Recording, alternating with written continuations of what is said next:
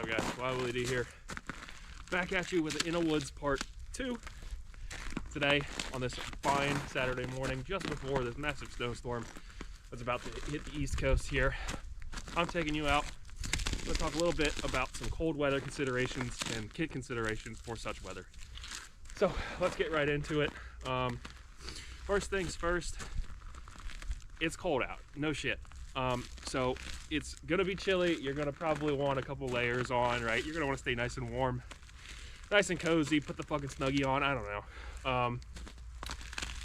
When you are working and moving in cold weather, one, your internal body temperature is going to skyrocket as soon as you start doing that work, right? So it's chilly. Oh, I want to put a couple layers on. Okay, great. That's if you're static.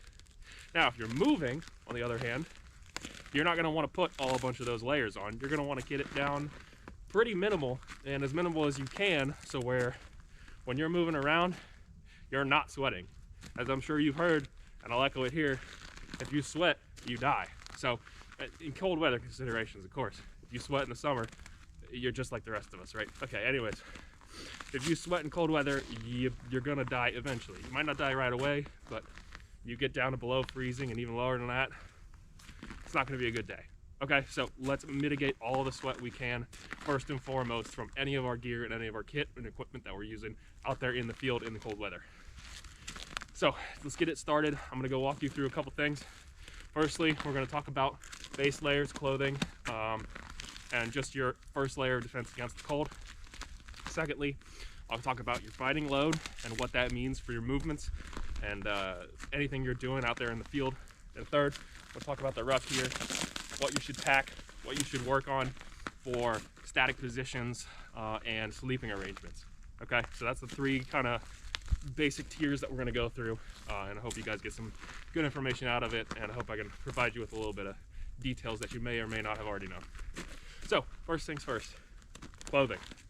Right, like I said, if you're static, okay, you're going to want to put a bit more layers on, but we're talking about moving and getting out there in the field and doing the stuff that you're wanting to do and ready and prepared to do. So basically right now, what I have on, obviously, I got my ballistic helmet on. That's going to help a lot with your head coverage, especially if you got ears that you're rolling. You're probably not going to need a whole lot. So right now we're at about 10 degrees Fahrenheit. Retarded for the non-American people, I don't know, like -8, some stupid thing Celsius, somewhere around there. Just piss off if you would. What I'm running here is, I got helmet, obviously, ears, gonna keep my ears warm, balaclava, right? So if you are under freezing, you can go look up the Army technical manual on camouflage or cold weather considerations, something like that. You are not gonna want face paint, right? So why wouldn't you want face paint?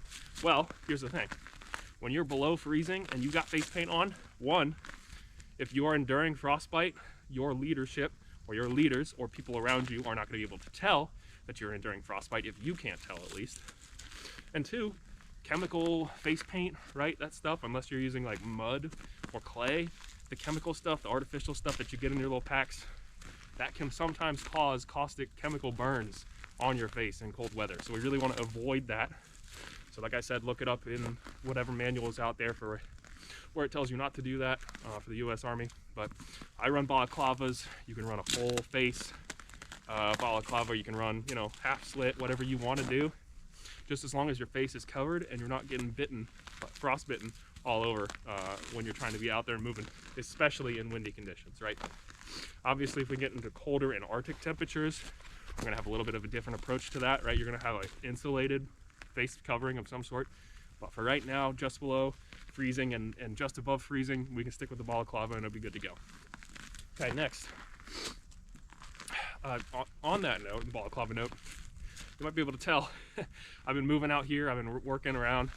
I haven't sweated, which is good, but as you can see, I got a little bit of water vapor and exhale that I've got here on this balaclava.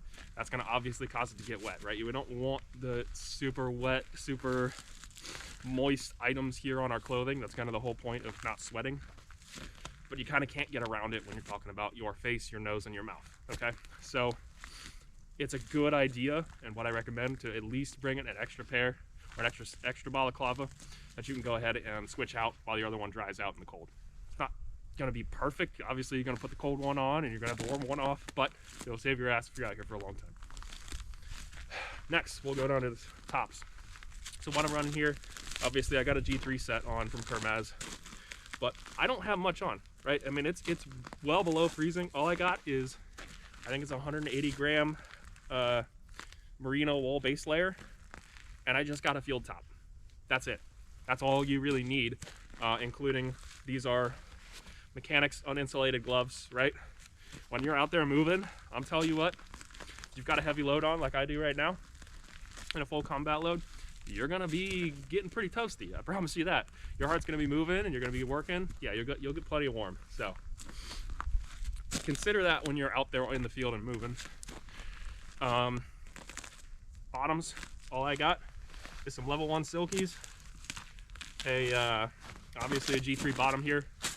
But then underneath, all I have is some merino wool socks, the full cushion type. So if you go to Darn Tough, it'll be the 4033s, the full cushion ones, so you have a little bit of extra insulation on your toes and your feet. But then I've got some insulated 400 gram Thinsulate boots. Generally, in my opinion, just from what I just experienced getting out here, that's a little too much for movement, right? My feet were getting kind of toasty. So I would recommend, honestly, not even getting insulated boots for winter weather. And if you're moving around, your feet are gonna be totally fine, right? Now, if you want to get a set of over boots for static stuff, that's by all means, go for that. But moving around, you don't even really need insulation on your boots at all. Getting into your static stuff for clothing, right? Static bottoms, you can get any sort of high loft pants, level 7s, down pants, whatever you desire. Those will definitely keep your legs nice and toasty, and by extension, your toes are gonna be a little bit warmer as well. You're gonna have that nice warm blood flowing down to your legs. Tops, just whatever puffer jacket, little coat, level 7 top you want to use, or even a Gore-Tex with a liner, that helps, or a poncho liner also helps for static stuff, just to get that insulation around you, right? But everybody knows how to stay warm in a static environment. It's while we're talking about movement here, which is the big thing. So getting into the next part, part 2 here, talk about on your person fighting load and considerations here. So I've got here just a basic fighting load, 6 mags, 2 here in a side pocket just for quick reloads, whatnot. Your general comms capability here, obviously with the Comtax, Admin pouch and things like that. But I've got plates on, I've got some 3A cummerbunds here, and I've got a little bit of water. This essentially is what's keeping my core warm all the time I'm moving around. So you don't really need a whole lot going on underneath in your base layers. You don't need waffle tops, you don't need anything like that when you're moving. This is going to keep your core nice and warm, especially since it's so big and bulky. It just is what it is, right? Another thing, so if you're moving around and say you stop for a minute, what's nice is some people, I have back here, you can't see it, a little hand warmer. So a couple companies make it. I know Miltech has one, Spiritus I think has one, Eberly stock has a decent one that's not too expensive. But hand warmers that can actually integrate with your Velcro here on your carriers and your whatever else you're using. Something you can put your hands in, act like there's a hand warmer here. Keep your hands nice and toasty while you're waiting around and you don't have your insulated gloves on and things like that, because you're not static, because you're moving around.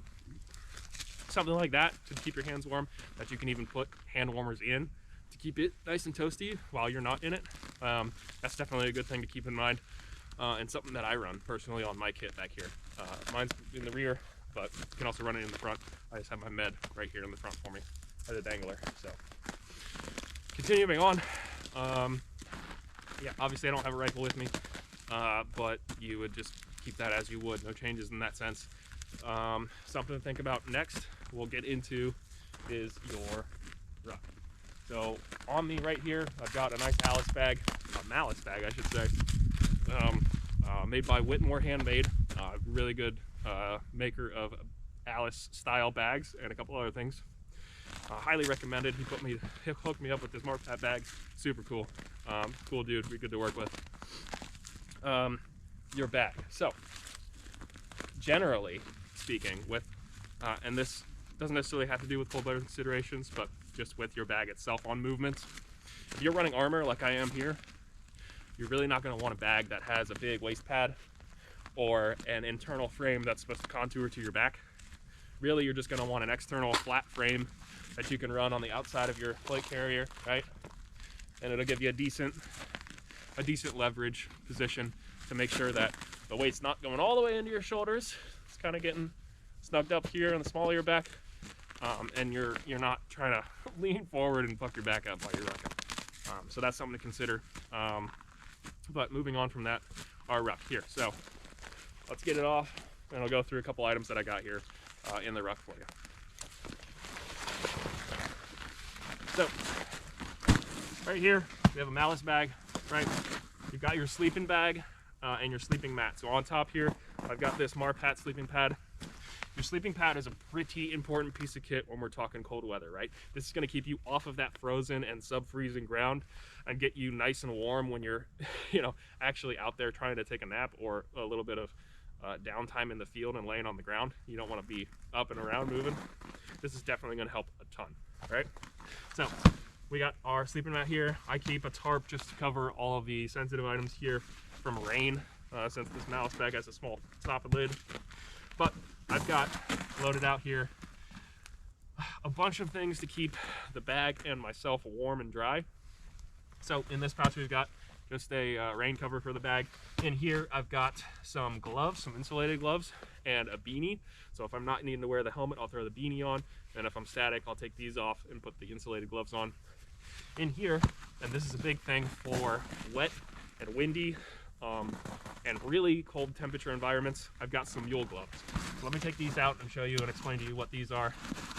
So these are outdoor research. They're what they're affectionately known as mule gloves. Essentially, it is just an outer shell. It comes with a liner, but I don't have that with me today because I got different insulated liners. But it keeps the wind and the rain off of your hands when you're out there on the environment and working. Just shove your gloved hand in here, and boom, you're ready to go. Take Velcro these up, whatever you want to do to keep it nice and snug.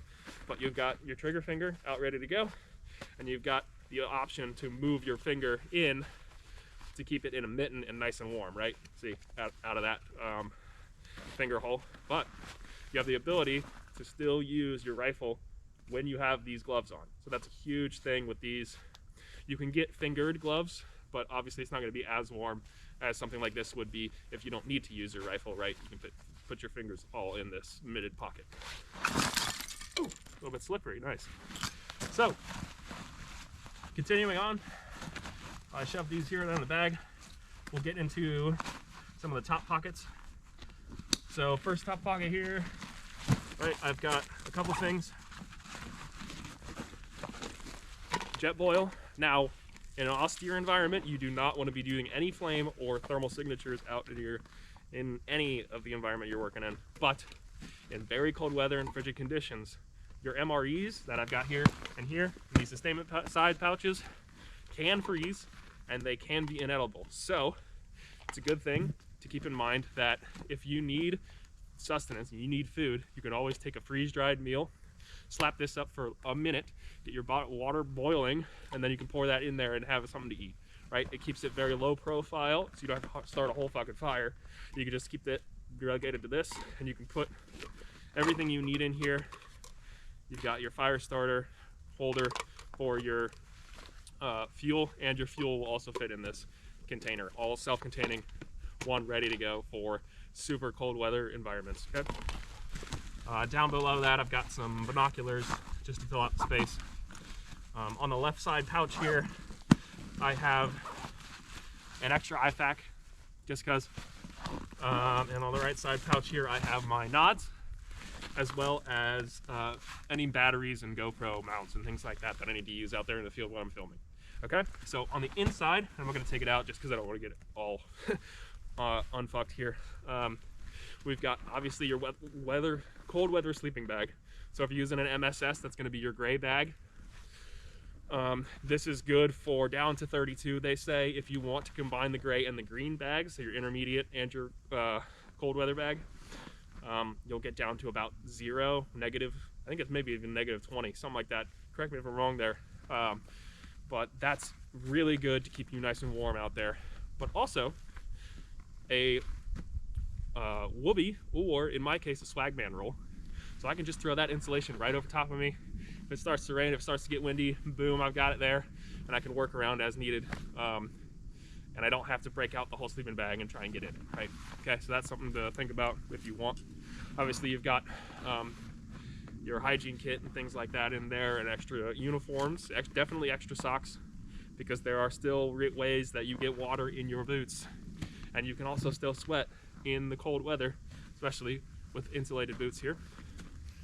Just your normal, the rest of it is your normal kit considerations.